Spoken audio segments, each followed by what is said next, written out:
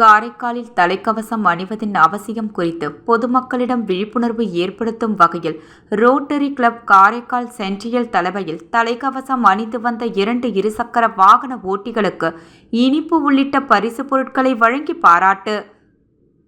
புதுச்சேரி மாநிலத்தில் 2 சக்கர வாகன விபத்துக்களால் தினம்தோறும் உயிர் சேதங்கள் அதிகரித்து வருவதால் 12ஆம் தேதி முதல் வாகன ஓட்டிகள் கட்டாயம் தலைக்கவசம் அணிய வேண்டும் என போக்குவரத்து துறை எச்சரிக்கை விடுத்துள்ளது.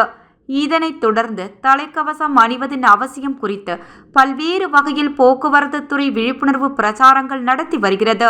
இதன் ஒரு பகுதியாக காரைக்கால் புதிய பேருந்து நிலையம் அருகே ரோட்டரி கிளப் காரைக்கால் சென்டினியல் சார்பில் தலைக்கவசம் அணிவதின் அவசியம் குறித்த விழிப்புணர்வு பிரச்சாரம் நடைபெற்றது.